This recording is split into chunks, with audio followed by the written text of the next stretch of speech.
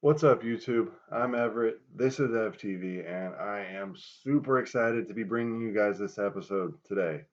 We changed course a little bit. We are initially going to release a lessons from Giannis video, but given what has gone on in the sports world and the media and public reaction to what has happened, I felt like this was the appropriate time to release this video. And just to give you guys a little bit of a background information, this is a video that I've been wanting to do since I thought of the idea for this channel. So I'm very, very excited to be bringing this video to you. It is called Who is This Player? I'm going to be showing you guys data from 3 different players, and we're going to try to figure out who they are. And in the process of doing that, I'm also going to show you guys my biggest basketball investment this year, and a guy that I'm convinced is definitely one of the better sports card investments out there. And bonus, he's super undervalued right now. So there's going to be a lot of great information in this video. I am going to try to keep it, around like the 10-15 minute range. So I might go through this information faster. Don't be afraid to pause the video and look at some of the data that's on the screen, because if I'm going to get through this video in 10 to 15 minutes, I'm not going to be able to break it down as far as I probably could. So just don't, like I said, don't hesitate to pause the video and just look at the numbers. All right, let's get into it. The measurables. Player 1, 2, and 3.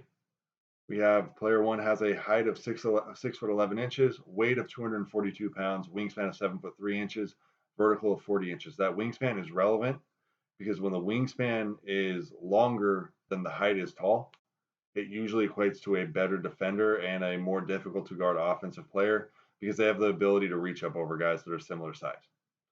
And when you have a large wingspan on defense, you can be more places at once, right? If you stick your arms out, all of a sudden you've cut off a lot more space. So that's why the wingspan is relevant. Player number 2, height of 6 foot 7 inches, weight of 229 pounds, wingspan of 7 foot 3 inches, vertical of 32.5 inches. You guys notice a theme here? Guys are a little bit on the bigger side. They're definitely not guards, right? They're wings, or like they have the build of wings, and they seem to be pretty athletic. The 32.5 inches isn't like too great, but still pretty good. I think the league average is like 28 inches, so he's still above an average athlete. Now, player number 3, height of 6'9", weight of 256 pounds, big dude. Wingspan of 7 foot 1 inches. So all 3 guys have a wingspan of over 7 foot, and vertical of 38.5 inches. Mind you, that 38.5 inch vertical is with a 27 pound, 27 pounds higher than player number 2, and 14 pounds, weighing 14 pounds more than player number 1. So very, very athletic, very, very powerful athlete, right? And I think if you look across players 1, 2, and 3, the conclusion that I'm hoping you guys make is that they have some, there's some differences, but overall they have pretty similar physical profiles, right? Both bigger guys that look big and bigger athletic players, right? Guys that you could probably see guarding everybody from like a power forward to maybe even like some shooting guards based on their athleticism. All right, now let's get into the stats per 36 minutes and the PER, which is, for those of you who are unfamiliar with that, it's player efficiency rating. It was created by John Hollinger of ESPN. What it attempts to do is quantify all of a player's positive contributions to a team and put it into a number. Now, the league average for PER is always 15, so anything below that equates to a below average player per that metric, and anything above that equates to an above average player for that metric in the league. So we've got some guys that have been in the league for various amounts of times on here. Player 1 is always going to be in the first column. Player 2 is always going to be in the second column. Player 3 is always going to be in the third column. And like I said, I don't have, given like the length I'm trying to keep this video at, I'm not going to break down every single one of these stats. What I want you guys to do is go ahead and pause the video, look at these numbers, and see if you come to the conclusion that I've come to, in that when I look at these numbers for the first 3 years, especially on the third year, they look pretty similar across the board, right? There's a little bit of a difference in the rebounding between player 3 and the other two on the third year, and player 2 has a little bit of a lighter assist total than the other two on the third year, and really just pretty much all the years. But overall, if you look at everything else, especially like that PER, there is a 1.6 point difference between the highest PER rating and the lowest PER rating in year 3. So that said, let's start revealing some players, and please go ahead and comment if you guys have guessed which players are if you guys have guessed the names of the players that I'm referencing here. So, player number 1, reigning MVP Giannis. I cannot pronounce his last name, so not going to butcher it. Player number 1 is Giannis. Player number 2 is the reigning Finals MVP, Kawhi Leonard. Guy's a phenomenal player, right? Dynasty killer, great player. And can you guys guess who player number 3 is? Please, please, please comment if you guessed who player number 3 is, because I don't think you guys are going to be able to do it. I definitely would not have been able to guess player 3 had I not done all this research. So, all right, player number 3, Miami Heat center, Bam Adebayo. Now this card has a special significance to me. I own quite a bit of them. I've been buying them up. This is Bam Adebayo represents my largest basketball card investment. So I am very, very high on his potential. I think he's going to be a great player. And let's look at some of the numbers again, knowing who player 1, player 2, and player 3 are. So Giannis, Kawhi, and Bam. And if you look at these numbers, you'll see that Bam actually has a higher PER, player efficiency rating in his third year than both Kawhi and Giannis by a full point, right? There's like that 1.6 above Giannis and 1 point even above Kawhi. If you look at the points per 36 minutes, right? Like guys that are high scorers usually have higher card values. I mean, you want them to be winners too, right? But overall, like a guy that scores a lot is going to get the attention. So, but the point spread, Giannis had a 17.2 points per 36 minutes in his third year. Kawhi had 15.8, and Bam's averaging 16.4 points per 36 minutes in his third year. So he's actually scoring pretty well. Again, now the reason why I used the per 36 minutes on this was because I wanted an equal playing field. Guys don't always get the same amount of playing time. So it can be kind of hard to quantify, right? Because you may see a guy average 5 points a game more, but if he's getting twice as much playing time, then maybe the other guy is actually performing better when he's on the court. So rebounding rate, pretty similar between Kawhi and Giannis. Bam being a more traditional big man or being positioned as such. I don't know if you can really classify Bam as traditional anything given his skill set and what he's displayed, but his rebounding rate's obviously a little bit higher. The thing that really impresses me and that sticks out to me, right? Like the points are pretty much the same. The PER is actually higher, which I was surprised reading. But look at these assist totals. 4.7 assists in his third year per 36 minutes. That shows what you're seeing with these with all these stats is 3 very, very complete and multi-dimensional players. Now the blocks and the steals, what I did there was I took the blocks per 36 minutes and the steals per 36 minutes, added them together, came up with one number. The reason why I did that was because I thought it would just be a little bit easier to generalize the defensive impact in that way, right? So that's what I decided to do. In the blocks and the steals, you can see there's a 0.4 difference between them. So again, hoping you guys can see the same thing that I'm seeing, and maybe I'm crazy, and you guys can feel free to let me know that in the comments too. But what I see between these 3 players is 3 very, very similar players stat-wise. Not saying that Bam's going to be the next Giannis or the next Kawhi. What I am saying is, like, based on these numbers, they're pretty similar, right? There's some that are like the rebound rate for Bam is, or the rebounds per 36 minutes for Bam is a little bit higher. Kawhi's assist totals are a little bit lower, but overall, like as a in terms of like a full packaged deal, these stats, like overall, these stats are pretty similar. So Let's get into a little bit of Bam beyond the numbers here. And again, I'm just going to kind of gloss over this stuff. Some of this stuff will go into more detail, but feel free to pause the video and read about these and then go do some further research on this stuff. Uh, Bam this year has shown an ability to guard point guards through centers. He can guard every position on the floor. That's super valuable in today's NBA with the prevalence of pick and rolls. A lot of times guys will guards will run a pick and roll with the intent of getting a big man to switch on them. Doesn't really work with Bam. Case in point, he started off the Rockets game guarding Russell Westbrook. That was his primary assignment for the night. Now, Russell Westbrook did go off. He had 27 points, which is a pretty good game. But Russell Westbrook's not an average point guard. Russell Westbrook is a former MVP and All NBA player, and the fact that Bam was as a center was trusted to guard him speaks volumes about his capabilities as a defender. Now, we all know about Pascal Siakam, right? He was the NBA's most improved player last year, NBA champion, had a huge breakout year, phenomenally talented player. Well, guess what? Bam and essentially wiped that man off the face of the earth when they played. Bam did not allow a single made basket to Pascal Siakam while he was the primary defender.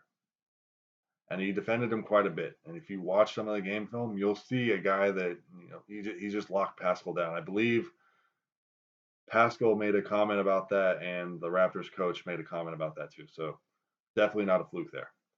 Now, as we already mentioned, Bam does have some great physical tools. He's extremely athletic. He has the ability to guard multiple positions, and what you can do is you can take that ability that he has to guard multiple positions, and ask yourself, okay, what does it take to guard multiple positions? What does it take to guard a point guard, and what does it take to guard a center? Right, two very different skill sets. So what that shows you is he's a very versatile player, and it shows you that he's big, strong, and fast, which means he has the potential to be a very versatile offensive player, right? A lot of big guys are just are pretty, single dimensional rim runners these days where they just catch lobs and dunk, right? But Bam seems like he's very athletic enough to be able to do a lot more than that. So that's really something that sticks out, right? In addition, like I said, he's got size. He's 6'9", so he can guard guys in the paint. He's over 250 pounds, so he's big enough to bang with some of the more physical centers down low, but he's also quick enough to keep up with guards. And if you want evidence of his speed, watch his chase down block on Eric Bledsoe in like the second or the third game. It was when Miami played Milwaukee early in the year without Jimmy Butler. You'll see near the end of the game, Eric Bledsoe starts running the length of the court, and Bam catches him and blocks the shot in and saves the game. Now, a guy that's extremely athletic and has a ton of potential, like, that's great, but it's worthless in terms of sports card investing if they don't realize that potential, right? Giannis came in with a ton of potential and a ton of athleticism, and he was considered a pretty raw prospect skill wise, right? But he worked his butt off and made good on that potential. Bam, if you do some digging on him, his coaches rave about his great work ethic, right? He gives 110% on the court every game, and he's constantly working to get better. And that's in the words of that's according to his head coach Erik Spoelstra. Now, another thing to pay attention to about this work ethic is Miami recently acquired Jimmy Butler before the year started. If there's a couple things we know about Jimmy Butler, it's A, he's a phenomenal player. B, he's extremely vocal and not afraid to speak his mind, right? So if Jimmy has a problem with you, you're going to know Jimmy has a problem with you, and most of the internet's probably going to know Jimmy has a problem with you. Nothing. He's very, very straight up, and he speaks his mind. So if you dig into some articles about Bam, you'll see that he gets some very, very high praise from Jimmy Butler, right? And the reason why I mentioned Jimmy Butler's personality traits is you can trust that he's being real, because you can trust that if based on who Jimmy is as a person, you can make the inference that if he had a problem with Bam, he'd be vocalizing it. but he has some very, very high praise for Bam.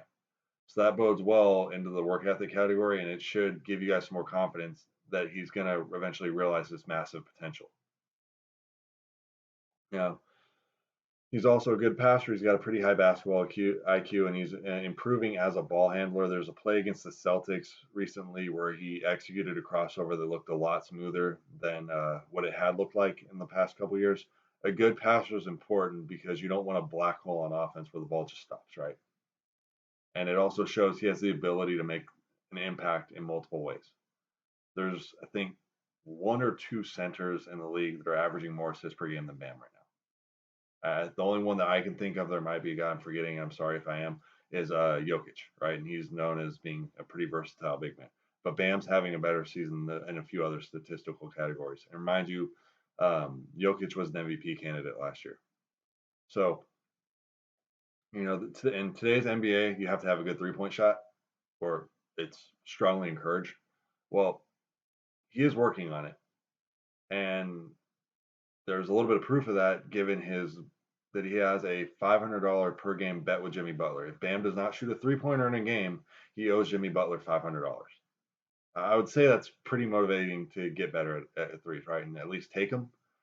And I think it's kind of a genius tactic by Jimmy Butler, right? If Bam gets comfortable shooting threes and like makes them consistently, that's going to open up the offense so much. And given what we've seen out of Bam throughout the first few years of his career, you can I feel like it's pretty reasonable to have some confidence that he's eventually going to develop that 3-point shot, given the great development he's already shown. Last but not least, situation can sometimes be key, right? Um, if you're playing on a team that doesn't win a whole lot sometimes and it's not really good at developing players, sometimes that can hinder a guy's potential, right? And you just kind of have to hope he moves teams. Well, Miami is very, very known around the league for being able to help players maximize their potential. You got to look at a guy like Duncan Robinson, Kendrick Nunn. You know, James Johnson had his best statistical season when he came to Miami. They have a long track record of helping guys reach their potential. Another thing to consider, right? If you guys watched my last video when I broke down Giannis's card prices, Giannis, the Giannis Prism rookies skyrocketed when Milwaukee was in the midst of their deep playoff run, and they kind of came back down after they've been eliminated. So we can deduce from that that team success does play a pretty big role. And Miami right now is currently sitting at second place in the East. They do some things that are very, very conducive to winning. They stop the three and they shoot the three pretty well. Bam is is a great facilitator of that offense. I've definitely overused the word phenomenal, but I'm super excited about the episode. So, but Bam does a great job facilitating that offense and passing, and he does a great job scoring inside as well. So the 3-pointer is getting developed, but Miami stops the three. They shoot the three well. They move the ball very, very well, and they play some really, really good defense. And we all know the old adage that we grew up with: defense wins championships, right? If the other team can't score, you can't lose. So I firmly expect Miami to be a top 4 team in the East and at least get into the second round of the playoffs. If they go deeper, then that's going to help his card prices. You'll notice an image on the right side of my screen with an order date of October 30th, 2019. That is the first BAM card I bought this year. So I was kind of kicking myself for not buying a bunch of them over the summer too, because I should, like, looking at the situation, you could have reasonably inferred that with more playing time he was going to break out, but it seems like his card prices haven't caught up with his potential quite yet. So it's still a really, really great time to buy him, and I'm going to prove it to you. These are some recent sales. You'll see December 8th as recent sales, and that's a green prism, right? Like the Tyler Hero prism for that is going between $10 and $20. So just to give you guys a reference of like what that green prism's doing. I mean, the Giannis green prism goes absolutely crazy. So I think that goes for like over $1,000 right now. A Bam Adebayo Prism Silver sold for $15 plus $3.50 shipping. Really wish I would have seen that before stumbling across it in the sales history, but you know, it happens. And another thing I want to bring you guys' attention to is there was a lot of 9 prisms for Bam that went for a total of $9. Now, if you guys have watched my previous episodes, you'll know that Giannis's prisms started off at around $1 a piece before they just made this massive jump, right?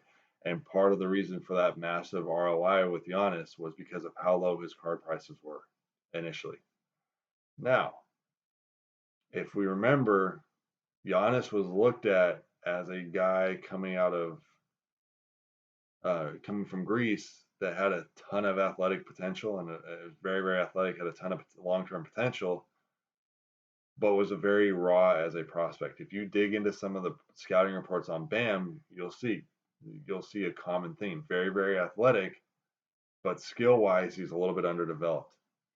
And if you put a Giannis scouting report next to a Bam scouting report, you'll see a lot of similarities.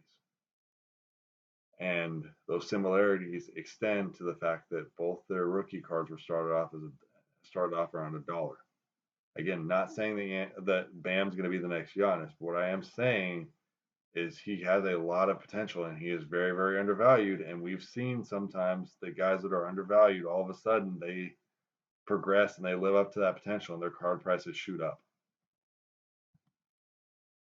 So I like to encourage everybody to do research and not use my videos as the only source, but more of like a starting point.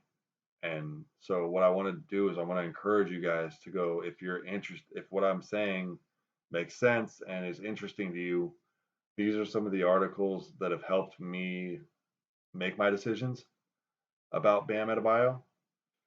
And I'll go ahead and post these links in the description. That way all you have to do is click on them and you're not having to try to type all this in while my video's paused. So like I said, I really encourage you guys to go read up on them and make your own assessments. Last but not least, it is the glorious final thoughts slide. So I just want to hammer these facts in, and I'm going to close with this on most videos. So just recap, do your research. Great way to start that research is by subscribing to my channel and watching my videos. After you subscribe to my channel and watch my videos, take what I've said and use that as a starting point and go do more research, right? Like, so in this case, subscribe to the videos, go do some research on Bam. Let me know what you think about them. You may agree with me, you may disagree, and that's great either way. If you do disagree with me, I really hope that you're wrong because I've invested so much in them. But like I said, it's fine either way. Avoid making emotional decisions. It's really, really easy to get into bidding wars on eBay. Try to refrain from doing that as much as possible and invest and speculate responsibly. Do not put yourself in a position where if an investment doesn't pan out, you're going to suffer some legitimate consequences. All right. Thank you guys for so much for watching this video. Happy Friday. I hope everybody has a great week and enjoy watching the games. A lot of great ones coming up. I'm going to have my eye on this Heat and Laker game for sure. And let me know in the comments what games you guys are excited for. I'll look forward to having you guys back for the next episode. The next episode is going to be titled Lessons from Giannis, and we're going to break down what the general public missed on Giannis and why his cards were so low and why all of a sudden they shot up. So we're going to take a little bit of a deeper look into that. We're going to look at his scouting report and things like that. So thank you so much for watching. Look forward to having you guys back for the next episode. All right. Have a great weekend, everyone.